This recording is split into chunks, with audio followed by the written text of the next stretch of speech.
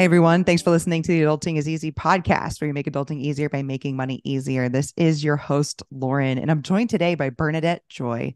She launched Crush Your Money Goals in 2020, a money media company to serve up practical and fun educational content. She's taught thousands across the country her simple strategies to pay down debt, save more money, invest with confidence, and pursue financial peace. Joy paid off $300,000 of debt in 3 years and built her first $1 million net worth in her 30s as a first generation Filipino American. The eighth of her father's 9 kids. She's been featured as a money expert on CNBC, Good Morning America, Business Insider, and named to the top 25 most influential new voices by Money by Next Advisor in partnership with Time Magazine as well. Bernadette, there are no words for that bio. Thank you so much for joining me. Well, thank you for having me. And I do want to let our listeners know about our sponsor for this episode. And many of you out there want to invest in real estate, but it's not easy for 3 reasons. First, it requires a lot of upfront cash. Second, it's complicated. And third, it lacks liquidity. This is where Fintor comes in. Fintor is a next generation real estate investing app that solves these problems. With Fintor, you can start investing in real estate with less than $50 in a matter of minutes. You even have the ability to sell your shares in the future to other Fintor users. It's like the stock market, but for real estate. As today's show sponsor, Fintor is offering Adulting is Easy listeners a free share. Support this podcast by downloading the free Fintor app and using the referral code at Adulting is Easy to get that free share. There is a link in the show notes as well. So our goal for today is to make adulting easier for listeners by discussing a personal finance topic, since managing money is a big part of adulting. Today, Bernadette, we're going to talk about debt. And I wanted to know if you could tell us about your personal experience with debt. Sure. So, my brother actually only made me aware that my name was Bernadette after I started paying off all this debt. And so I guess it's a little bit in my namesake, but my husband and I decided in 2016 to start getting really serious about figuring out our finances and working towards initially what was just student loans, which I think a lot of people can relate to in the Yeah. US. I had Yeah. $72,000 of student loan debt. I had zero plan on how I was going to get out of it. And I got that debt because I went back to school to get a master's degree that in hindsight I didn't really need, with no grand plan on what that career is going to look like. And so I found myself in January 2016, literally crying on my office floor saying, why did I take out all this debt to still have no Oh, plan? Still not really know what I want to do with my life. And then on top of it, have 2 mortgages and like all of this stuff that more normal people have, you know, the cars and the credit cards and all of that. yeah. And so I started researching online on just literally how do I pay down debt? How do I pay down student loans? And you know, the usual suspects came up, right? That we all know in kind of the debt world. And so I started doing anything I could based on the advice that they gave. But what I found was that after a couple of months, and once I had kind of the low hanging fruit out of the way, right? Like, so, you know, I did everything that people told me to do, like cut back on eating out and like stop going out with your friends and doing all this other stuff. And I was like, this is not sustainable. This is Yeah. not reasonable. And for most people, that has become more of a long-term lifestyle for a lot of us, because not because we want to, but that's just the way things are structured. And so I decided for myself that I would figure out a way that would work well for me and that would incorporate being a human being and also not sacrifice my mental health. And long story short, my husband and I were able to pay up that $72,000 in about a year. And Wow. then we were like, well, what if we were really crazy and tried to pay off our house? Like, what would that even look like? And so we did the crazy thing. And 3 years later, we paid off our house and we've been debt free pretty much ever since. And it's been glorious. That's amazing. And so it's that experience with debt that makes you so passionate about helping others with it. Well, what was interesting was that I think there's a lot of what I learned is that there was a lot of suffering in silence. There was a lot of the people who I, in my personal life, face value, seemed very quote unquote successful. And then when I started posting about my debt free journey, and initially I just started posting on Instagram more for accountability for myself. And because I knew at the time I cared more what other people thought about me than, and And so I used that as an accountability point. And I said, you know what? Well, I'm going to tell people I'm going to pay off my student loans. And so I'm going to feel kind of bad about myself if I don't actually do what I said I was going to do. So I started posting these little post-its. I would just, every time I made a payment to my student loans, even if it was like $10 or whatever, it was like, ooh, I get to write a new post-it because it's a lower amount. And so I started posting pictures of these post-its on my Instagram. And then people started reaching out. They're like, what are you doing? And how are you doing this? And I have just as much student loan debt as you do. And they haven't budged an inch. Like, can you help me? And funny enough, after we paid off the student loans, and I told people I paid off my $72,000 and I'm done. And I graduated last year. People kept asking me for cups of coffee and can I pick your brain and all this other stuff. And I said to my husband, I was like, it'd be amazing if I could just record this answer and like send people the link. And he was just like, that's called a podcast, right? And I was like, oh, that's what I'll do. I started a podcast in 2018 just to share what was initially supposed to be just 10 episodes. I'm just going to share my story of how I paid off debt. Anyone can listen to it and hopefully get some inspiration how they can start theirs. And then it evolved into what is now Crush Your Money Goals. And it's now my full-time job. That's incredible. So, why do you think we get into debt? You sort of touched on it. Is it just that it's kind of the normal thing to do? I think there's a couple of reasons. I think primarily we want things, and that's normal as a human being. And so sometimes we want things before we have the money to pay for them. And so that's where obviously debt comes into play. But I think it's become so normalized that people think that going into debt for something is the same thing as buying something. So for example, when you hear people say, oh, I'm buying a house, right? 9 times out of 10 that it means that they're buying it with a mortgage. It's not like they're actually paying for it in cash, right? So it's gotten so normalized that people actually don't consider the alternatives of like, could I actually do this without taking out debt? Similarly with student loans, right?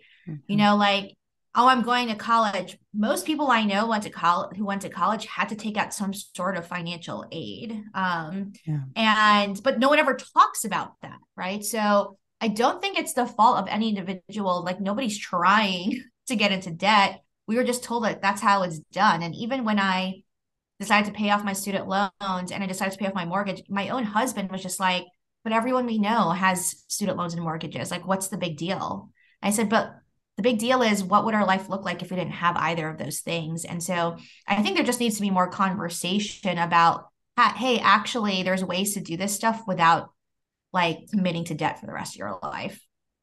And I hate to take you back to that moment when you were crying on the floor of your office, but what were those feelings that you were going through at that time? There was a lot of shame. There was a lot of guilt. I had taken time off from my career at the time. I was making more money than my husband, and we made a decision that I was going to take some time off to go back to school, and he would kind of be the breadwinner during that time. But the resolution was like, once I'm out of school, then I will go back and make more money again.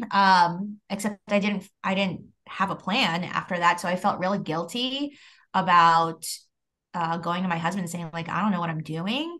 And a little bit of regret, I would say too. I'm like, I'm Filipino American. The rhetoric in my family was like, college and getting a good job is what makes you successful. And so how come I had those things and I didn't still feel like successful and I didn't feel happy? And I would also say there was a little bit of depression in there. Yeah. There's a little bit of depression in there. I was crying really hard because I was just like, well, if the measures of me being a worthy human being is what job I have and what house I have and how much money I make, and I don't have any of these things, and what am I doing? And I suspect a lot of people probably have felt similarly in the past about it too. So how do you get past those and sort of get pragmatic? Here's what I have, and I need to get down to business and just start paying it off little by little. How do you get past that shame and that guilt and that just sadness? Yeah. Well, I would say the first thing is to let your feelings out. I have 2 degrees. One is in business and one in psychology. And the psychology degree actually has been way more useful. um, And like I think for me specifically, it was just to start anywhere. Like a lot of times when I talk to people about things like I don't know where to start, I don't know where to start. Doesn't matter. Just start doing something, even if it's not the perfect thing. And then as you're going along, you're going to figure out whether or not it's working. And if it's not working, then you go do something else. So for me, I started by Googling how to pay off debt.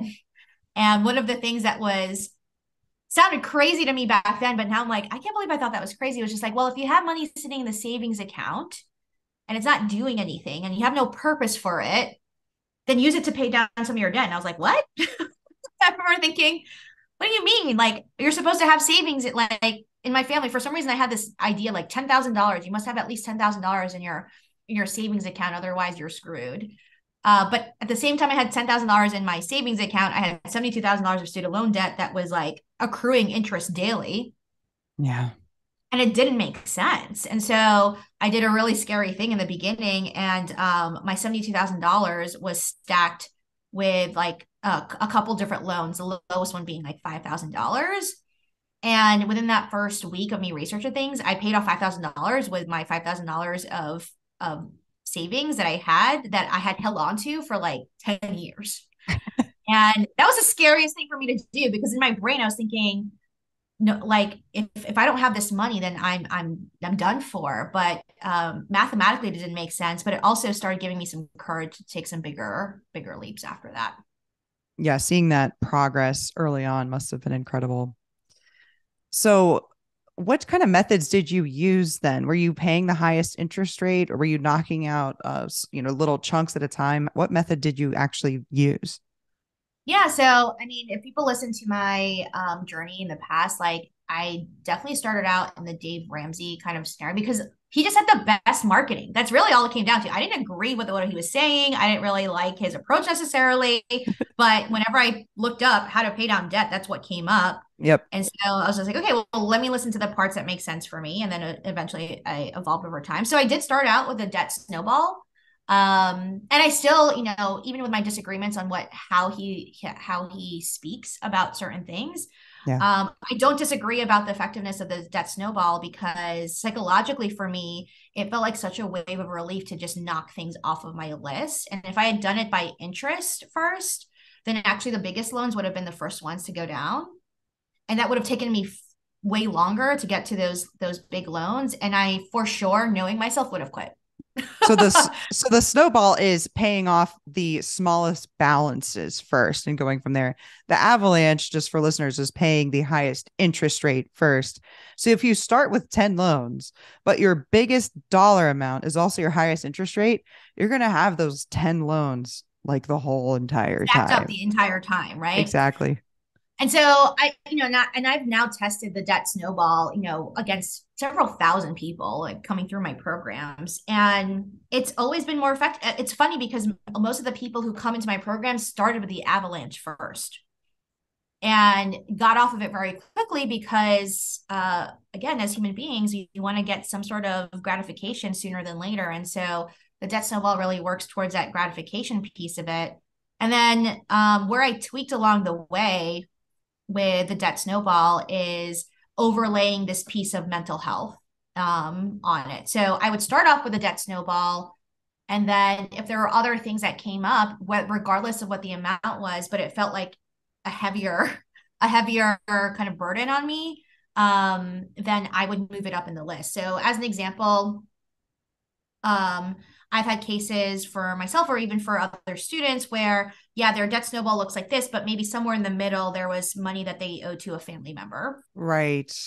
And so a lot of conversations I have with my students is like, yeah, well, we could pay off this credit card, but Thanksgiving would be a lot less awkward if you go without owing that person money, right? Yep. So starting off with a debt snowball as the beginning of it, and then overlaying and saying, well, is there anything on this list that would actually help me sleep better at night? And then moving that to the top of the list. So for me, even with the debt snowball, I started out with the debt snowball, but there was one particular loan that was a higher amount, but I actually moved it up into my list because it was most recent one. And I did some research to find, well, if you pay off your most recent loan within a certain time frame, then the interest won't accrue on it. And so for me, I was just like, okay, well, that makes me feel like I'm saving more money or whatever it is. So I pushed that one up, and then I went back to the snowball list. That's a good point. And I love adding the mental health aspect to it too.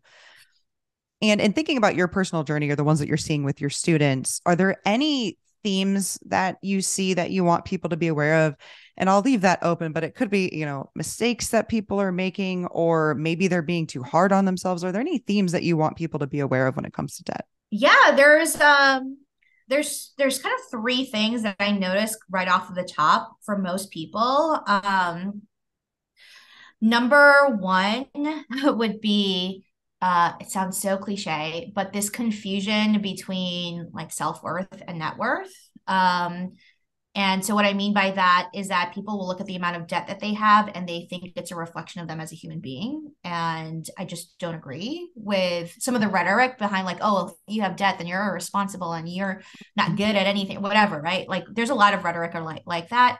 And there has to be a clear separation between understanding that your net worth is important and your self-worth is important, but they're not one and the same. So that's one that I see most frequently. And I say that it's the biggest one that comes up because a lot of people that I work with are confusing money problems with self-worth issues, meaning some of the reasons that their money is showing up that way is because they haven't really reconciled how they feel about themselves. So Yeah. oftentimes I had a client today actually that I was just like, she has kind of continuously avoided, she hasn't done her budget, she hasn't done the things that we said to do. And I'm like, this is not really a money issue. Like this is a therapy issue. Like, so we need to go address that first before we can go to money. So that's number one. Number two, it's nuanced, but I often find that people are they're not playing to win. They're playing to not lose. Oh. So I say that because a lot of our finances are built just to stay status quo and just to like keep our heads above water versus meaning to like not lose, like let me just keep things as is versus what do I got to really do to change the game here? What do I really got to do to win? And what I mean by that as well is that a lot of people are playing by the wrong rules. And so a lot of the rules are, well, you need a credit score, you need to take out debt to do these things, you need a credit card, all those things.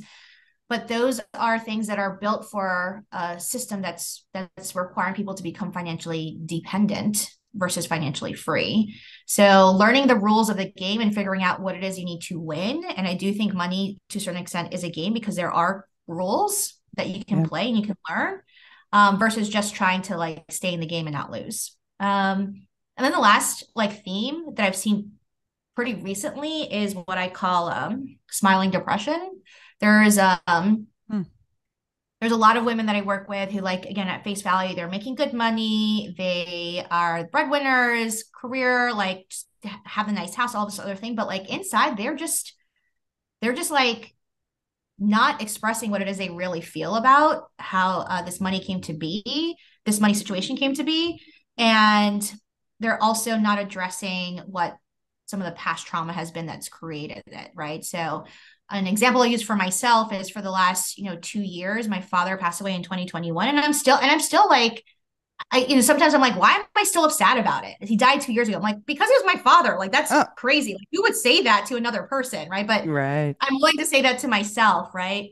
So on face value, a lot of people would say, well, wow, look at Bernadette. She grew her business. She did all these things. And only when I started being more open and candid, especially on social media about like, hey, I just want to let y'all know that I've dealt with anxiety before in the past. I've been on medication in the past. I'm dealing with grief. You know, there's still a lot of stigma around that piece of it. And it's not being talked about enough. So I really want people to hear that your money plan cannot be cannot exist without addressing that too. I like their point about I wouldn't say that to somebody else. Why would I say that to myself? I think we all do that, right? We all like some of the thoughts that I'm sure that I've had in my head or that I've said to myself, like I would never say that to my niece or my best friend or or any of those people that I love. So that's still something that I'm working on too. Are there any missteps that people make with money that you see regularly that maybe you want listeners to be aware of so that they don't make them? Yes. Number one, there's three.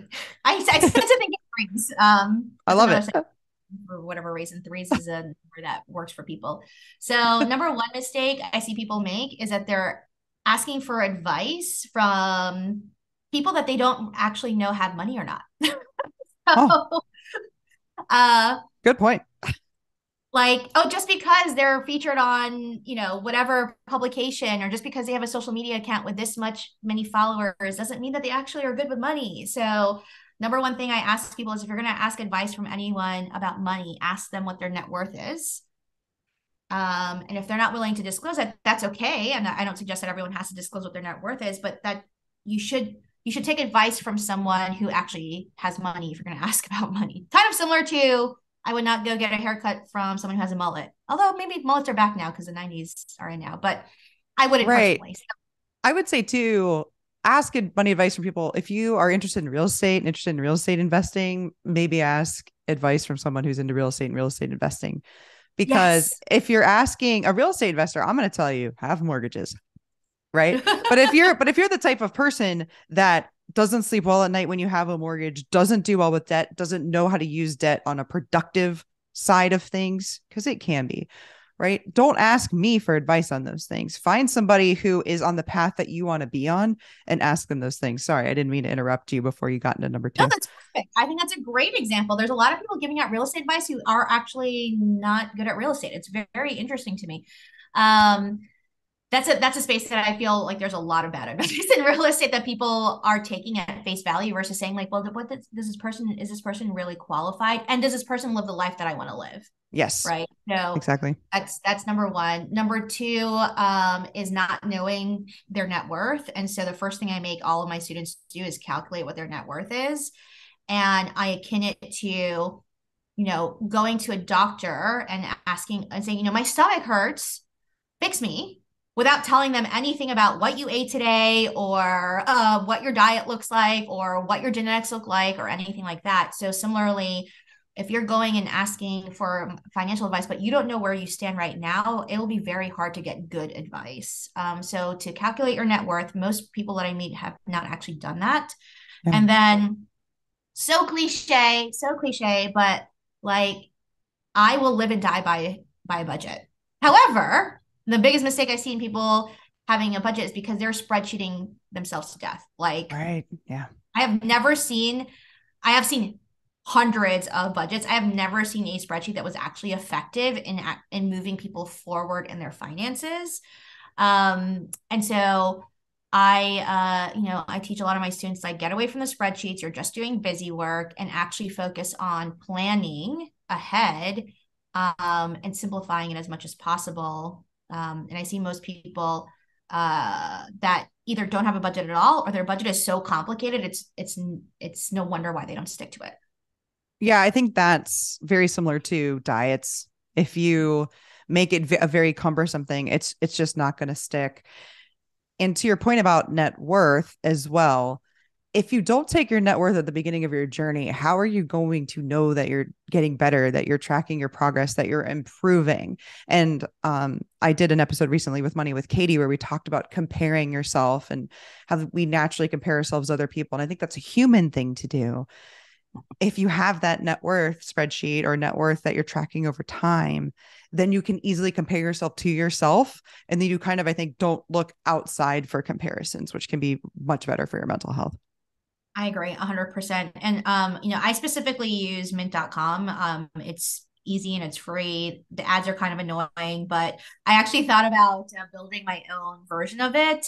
But since Mint is the same company that does TurboTax, I'm pretty sure they're not going to go away anytime soon. And what I really love about that tool specifically is because they do have the trends section where you can look at your net worth over time. And if not for having that tool, like, I'm the type of person that is always looking so far ahead that I'm not appreciating where I came from. And so the fact that I have, like, this year's worth of data, right, to look back and say, okay, you know what? When I started out this journey, I was like literally like negative $300,000 of debt. And now I'm at where I'm at now. Like the numbers aren't lying.